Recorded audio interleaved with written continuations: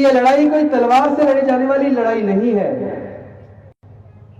इस लड़ाई को आप बंदूक से, ताकत से नहीं लड़ सकते। ये कोई लाठी और गोली से लड़ी जाने वाली लड़ाई नहीं है। ये लड़ाई बुद्धि और विवेक से लड़ी जाने वाली है। ये लड़ाई दो विचारधाराओं के बीच में है। एक विचारधारा मानवतावादी है, समतावादी है, न्यायवादी है, बुद्धवादी है, अंबेडकरवादी है। और दूसरी विचारधारा विषमतावादी है, अन्याय पर टिकी है, जो इंसानियत के खिलाफ हैवानियत पर टिकी है, जिसमें शोषण और उत्पीड़न नजर आता है, जिसे मनुवादी विचारधारा कहते हैं। तो यह लड़ाई अंबेडकरवाद और मनुवाद के बीच में है। हम लोग जातियों को खत्म करके, देश में फैली विषमता को खत्म करके, न्याय पर आधारित समाज, जो समता, स्वतंत्रता, बंधुता, न्याय, प्रज्ञा, करुणा, मैत्री और शील के ऊपर आधारित पूरे दुनिया को शांति और मानवता का संदेश देने वाली जो तथागत बुद्ध की विचारधारा है, डॉक्टर बाबा साहेब अम्बेडकर की विचारधारा है, हम लोग उस विचारधारा को मानने वाले हैं। और दूसरी तरफ वो मनुवादी विचारधारा है, जो शोषण करती है, उत्पीड़न करती है, जिसने पूरे देश में जाति और धर्म के नाम पे उन्माद पैदा किया है, जिसने पूरे देश को जाति और धर्म के नाम पर बांट दिया है, जो नफरत फैलाती है, लेकिन नफरत से नफरत फैलती है, जहर से जहर फैलता है, प्यार से प्यार फैलता है। हम प्यार फैलाएंगे, नफरत से काम नहीं चलेगा। अगर हम लोग भी नफरत की बातें करेंगे तो हम लोगों में और उन लोगों में फिर कोई अंतर नहीं बचेगा। हम तो तथागत बुद्ध और डॉक्टर बाबा साहेब अम्बेडकर को मानने वाले लोग हैं। हमें इस बात पे चिंतन करना चाहिए कि हमारे समाज के पास खेती की जमीन क्यों नहीं है। जितने बहुजन समाज के लोग हैं, चाहे उसको अनुसूचित जाति कहें, चाहे अनुसूचित जनजाति कहें, चाहे पिछड़ा वर्ग कहें, चाहे फिर वो किसी भी कारण से धर्म बदलकर आज धार्मिक रूप से अल्पसंख्यक हों, इन सब के अगर रंग रूप को देखेंगे तो लगेगा कि हम सब लोग भारत के मूल निवासी हैं। इसीलिए हम लोग उपेक्षित हैं, प्रताड़ित हैं, शोषित हैं। तो शोषितों में जातियों के लिए कोई स्थान नहीं होना चाहिए। शोषित शोषित भाई भाई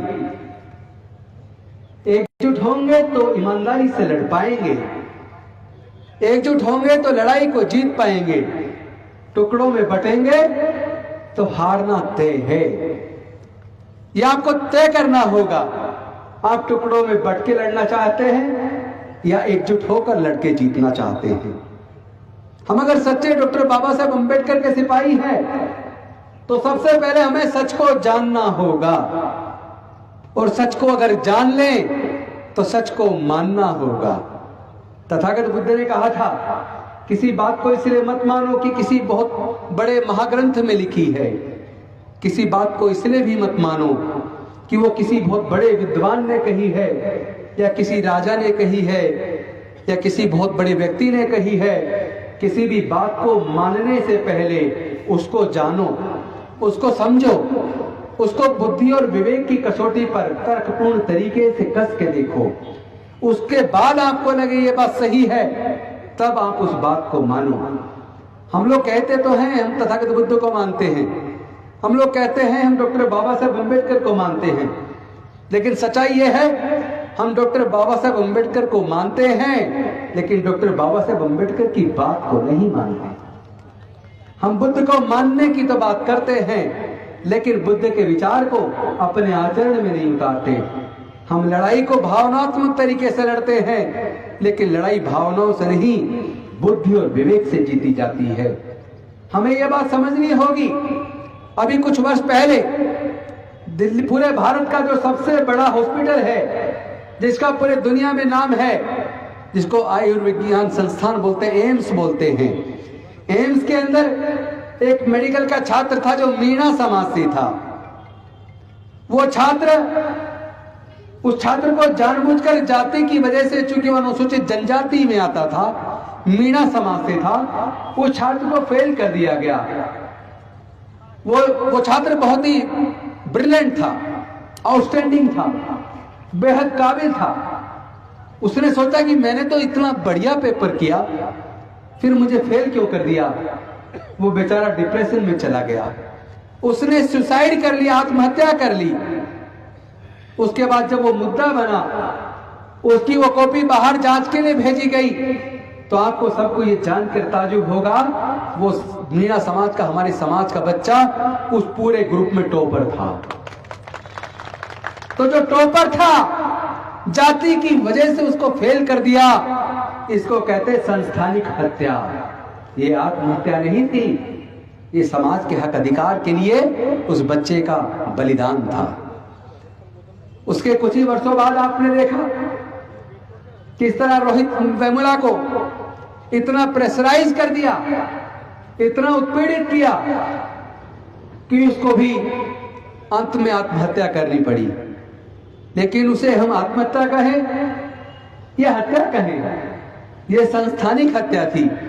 जब संस्थान में बैठे प्रशासक न्यायपूर्ण निर्णय ना ले, तो कई बार ब्रिलियंट से ब्रिलियंट छात्र भी डिप्रेशन में आके आत्महत्या कर लेते हैं।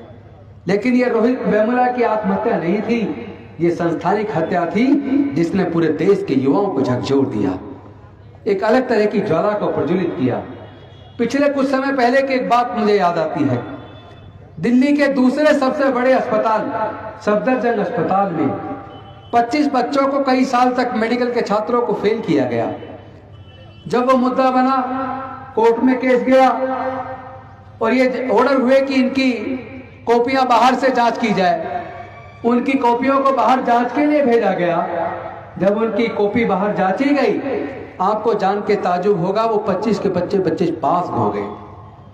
तो जानबूझ के हमारे काबिल बच्चों को फेल किया जाता है। इसका रिकॉर्ड चेक किया कि पूरे भारत के अंदर जितने प्रोफेशनल इंस्टीट्यूट हैं, प्रोफेशनल इंस्टीट्यूट में जितने बच्चे सुसाइड करते हैं, वो बच्चे किस जाति के होते हैं। आपको जानकर ताजुब होगा, 95% से ज्यादा बच्चे जो प्रोफेशनल कोर्सेज के अंदर सुसाइड करते हैं, वो अनुसूचित जाति, जनजाति और अति पिछड़े वर्ग के होते हैं। इसका मतलब शोषण कब तक चलेगा? ये जाति के आधार पर जो छुआछूत का वातावरण आखिर कब तक देश को खोखला करता रहेगा?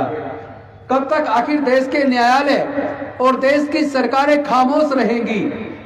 मैं आप सबसे पूछना चाहता हूं, क्या लोगों को न्याय मिलना चाहिए कि नहीं मिलना चाहिए? आपसे एक सवाल पूछना चाहता हूं, देश के अंदर जितने प्राकृतिक संसाधन है, चाहे वो खेती की जमीन हो, चाहे वो जंगलों से होने वाला उत्खनन हो, चाहे पहाड़ों से होने वाला उत्खनन हो, चाहे नदियों से होने वाला उत्खनन हो, चाहे खनिज और पदार्थ की खाने हो, वहां से उत्खनन होता हो, अरबों खरबों रुपया जहां से पैदा होता है, ये जो प्राकृतिक संसाधन है, खेती की जमीन, जल, जंगल और खनिज पदार्थ की खाने, क्या कोई अपनी माँ के पेट से लेके पैदा होता है? बताइए, क्या कोई अपनी माँ के पेट से लेके पैदा होता है? माँ के पेट से लेके अगर पैदा नहीं होता, तो केवल कुछ ही लोग देश के प्राकृतिक संसाधनों के मालिक क्यों हैं? कुछ ही लोग देश के खेतों के मालिक क्यों हैं? उसमें देश के गरीब लोग, उपेक्षित लोग, शोषित लोग, अनुसूचित जाति, जनजाति के लोग मालिक क्यों नहीं हैं? जिसकी खेत की जमीन एक्वायर होती है, उनको तो करोड़ों रुपए का मुआवजा मिल जाता है। लेकिन जो आदिवासी, जो दलित पिछड़े वर्ग के लोग जंगलों के मालिक थे, हजारों साल जिनकी पुश्तें जिस जमीन पे गुजर गई, वहां से प्राकृतिक संसाधनों का दोहन करने के लिए उन जनजाति के लोगों को विस्थापित किया जाता है और मुआवजा तक भी नहीं मिलता। क्यों?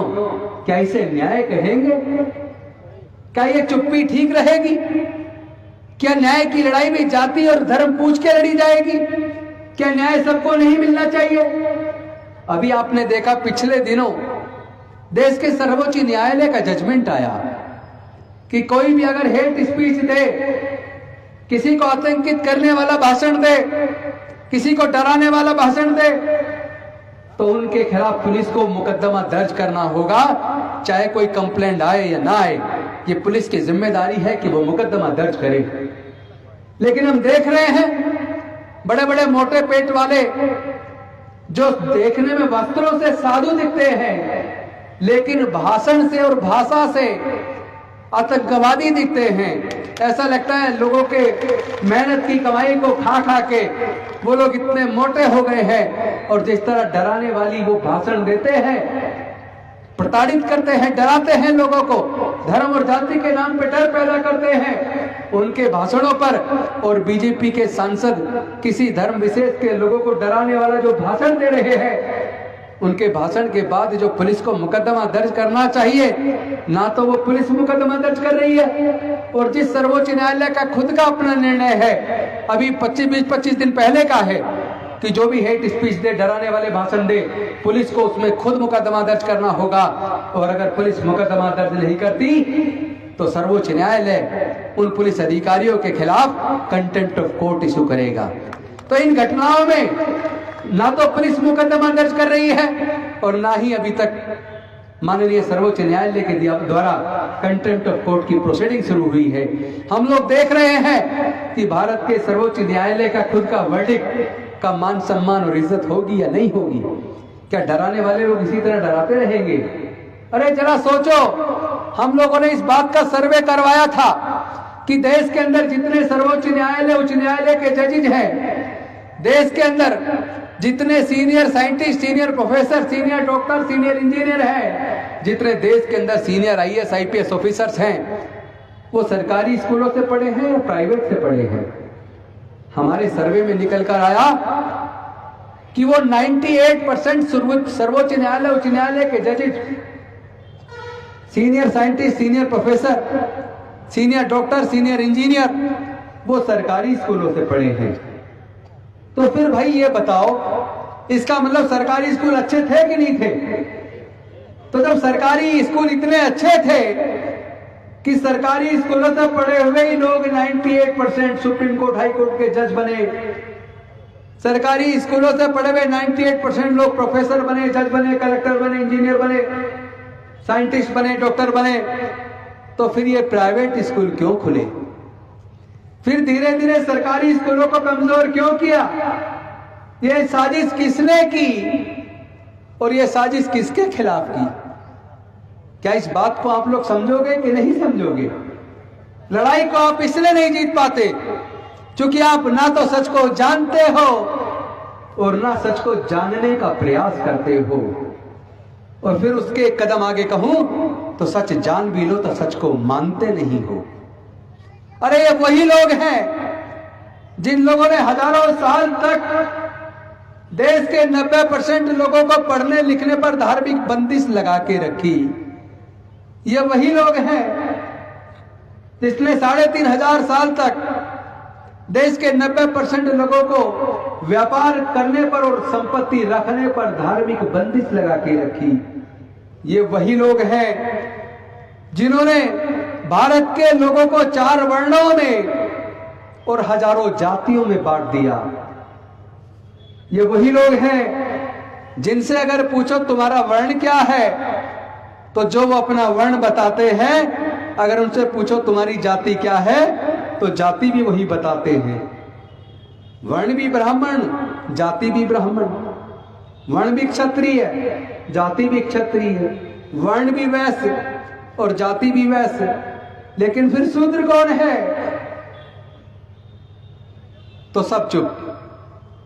शूद्र तो अपने आप को शूद्र मानता नहीं है, वो अपनी हजारों जातियां गिना देता है। और जिस क्षण वो अपनी हजारों जातियां गिना देता है तो वो लगभग 90%, 88% होने के बावजूद वो हजारों जगह बट जाता है।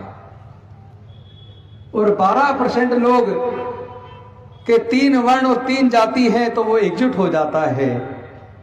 वही देश के 90% संसाधनों का मालिक बन बैठा है। वही देश के उच्च न्यायालयों सर्वोच्च न्यायालयों में जज बन बैठा है, वही भारत के सचिवालय में सचिव के तौर पर भारत के जनता के लिए योजना तैयार करता है। तो जो न्याय के मंदिर हैं, वहां न्याय देने वाले लोगों में आपके समाज के 90% लोगों की भागीदारी नहीं है। जो देश का व्यापार कर रहे हैं, जिनके हाथों में देश का 90% धन और संसाधन है, उनकी संख्या 10 से 12% है।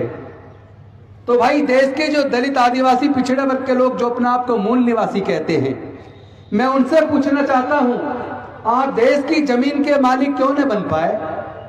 आप देश में व्यापार में मालिक क्यों न बन पाए? आप देश के प्राकृतिक संसाधनों के मालिक क्यों न बन पाए?